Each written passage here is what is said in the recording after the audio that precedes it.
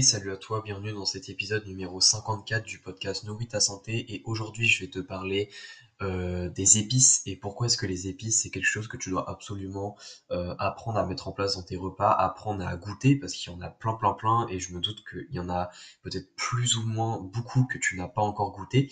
Je vais t'expliquer pourquoi est-ce que c'est intéressant dans le cadre notamment d'une perte de poids, mais également peut-être d'une prise de poids, peu importe, d'ajouter des épices à ses repas.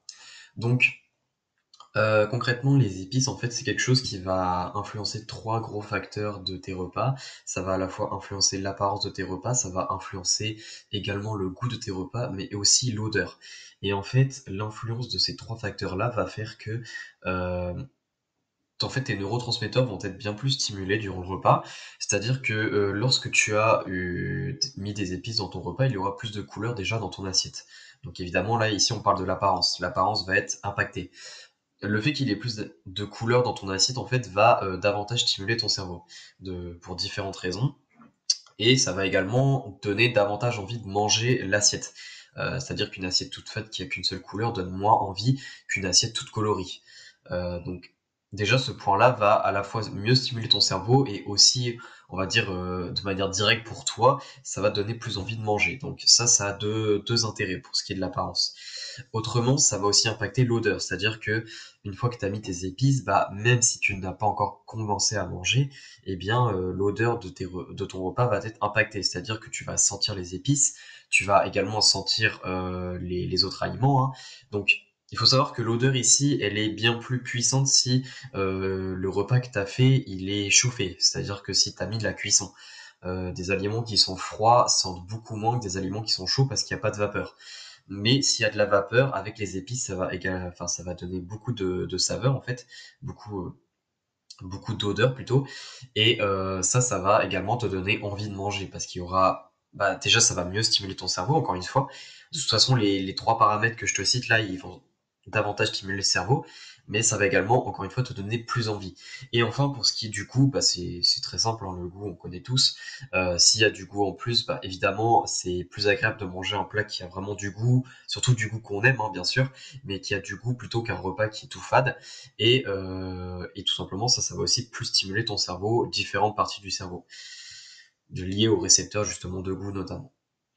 Donc en fait, le fait que ces trois facteurs-là vont davantage stimuler ton cerveau va faire que ton cerveau, il aura été davantage stimulé durant ce repas grâce aux épices, eh bien ta mémoire va être davantage stimulée. Et en fait, le fait qu'une mémoire soit plus stimulée durant un repas va faire que tu vas évidemment, sans vraiment t'en rendre compte, parce que c'est quelque chose qui se passe inconsciemment en quelque sorte, mais tu vas mieux te rappeler du repas que tu auras mangé par exemple ce midi, ce soir ou peu importe.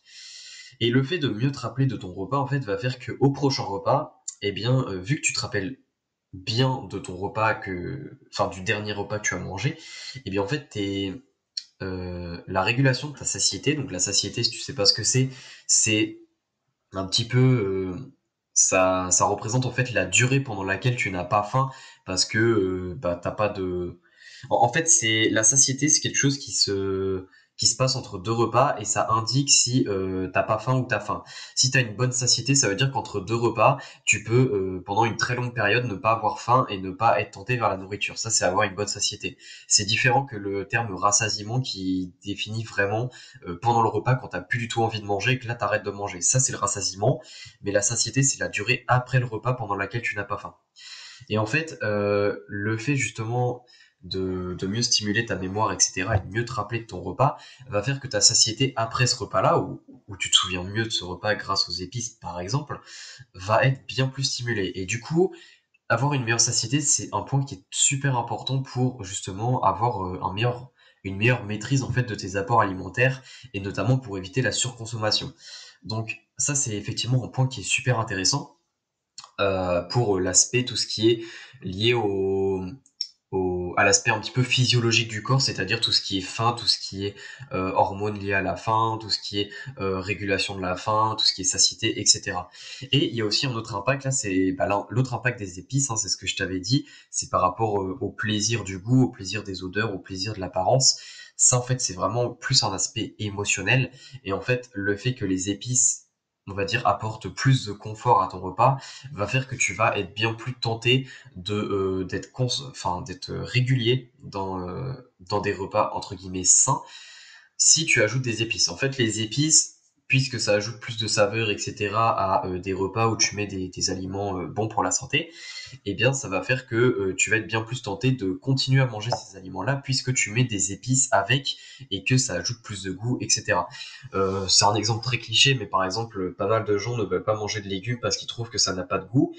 Encore une fois, les légumes ne sont pas mauvais en tant que tels. En fait, souvent, c'est si on n'aime pas les légumes ou si on dit directement que les légumes c'est pas bon, c'est parce qu'on sait pas les cuisiner. Et en fait, pour les cuisiner, il y a plein de façons de le faire. Il y a à la fois ajouter de la sauce pendant la cuisson. Il y a également la cuisson elle-même. Comment est-ce qu'on les fait? Est-ce qu'on les fait sauter? Est-ce qu'on les fait à la vapeur?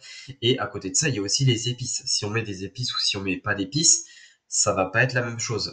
Ça va pas être le même résultat au niveau de la satisfaction, on va dire, du repas. Donc, concrètement, plus d'un aspect pratique, maintenant que je t'ai expliqué pourquoi, d'un aspect théorique, les épices c'est très intéressant pour ce qui est pour ce qui est de bien manger et d'être plus régulier dans ces nouvelles habitudes alimentaires, mais également avoir une meilleure satiété. Eh bien, le but c'est pas que tu mettes 10 000 épices dans tes repas. Et en fait, il y a différents types de personnes, hein, différents profils, mais quand on parle d'épices, souvent, soit on a tendance à mettre une épice, d'ailleurs je dis un épice depuis tout à l'heure, mais c'est une épice. Euh, on a tendance à mettre une épice sur chaque aliment. Donc par exemple, tu manges du poulet avec des pâtes et avec des brocolis. Eh bien, il y a certaines personnes, elles vont mettre une épice pour le poulet, une épice pour les brocolis et une épice pour les pâtes. Alors qu'il y a d'autres types de personnes qui mettent vraiment qu'une seule épice pour tout le repas. Donc ça encore une fois c'est une question de goût personnel, il y a aucun changement. Certes, si tu mets qu'une seule épice, il y aura entre guillemets moins de couleurs dans l'assiette que si tu en mets plusieurs, mais encore une fois, on n'est pas dans de l'optimisation pure. Le but, parce que là on est quand même aussi dans un aspect émotionnel, dans un aspect confort, le but c'est que tu mettes vraiment les choses que tu aimes, les choses qui te tentent le plus, et donc il n'y a pas de nombre miracle d'épices à mettre dans ton repas. Donc, euh, donc moi je t'invite à tenter ça. Évidemment, il n'y a pas que des épices pour les repas salés. Généralement, quand on parle d'épices, on pense tout de suite au salé. Mais il y a aussi la cannelle, par exemple, pour tout ce qui est sucré. Bon, ça fait aussi salé, mais ça marche aussi en sucré. Vraiment, c'est à toi de tenter, c'est à toi d'essayer plein de choses. Tu peux mettre ça aussi dans tes recettes, hein. Dans les gâteaux, tu peux aussi mettre des épices. Bon, évidemment, ça n'aura pas le même impact parce que ça n'ajoutera pas vraiment de couleur, etc. puisque ça sera directement dans la recette, mais ça ajoutera du goût quand même et ça ajoutera une odeur, donc c'est pas négligeable non plus. Donc voilà, en fait le but un petit peu de cet épisode, c'est que je te montre que les épices c'est un très bon outil en fait pour les habitudes alimentaires, pour apprendre à instaurer et on va dire figer les nouvelles habitudes alimentaires, et que c'est aussi quelque chose un petit peu comme un jeu, quoi. C'est un peu un plaisir au final quotidien, qui est de trouver un petit peu quelle épice on va mettre dans tel repas, un petit peu de jouer avec les combinaisons d'épices ou autres. C'est quelque chose qu'on doit apprendre à faire. C'est quelque chose aussi, il y a un petit peu le côté découverte des épices parce qu'il en existe tellement que c'est toujours intéressant d'en goûter de nouvelles et de savoir si on aime bien ou pas. Donc voilà, moi je t'invite à tester un petit peu tout ça. N'hésite pas à me faire des retours sur Instagram de ce que tu as pensé de cet épisode, et si tu as des questions aussi. N'hésite pas aussi à me suivre sur Instagram si ça t'intéresse.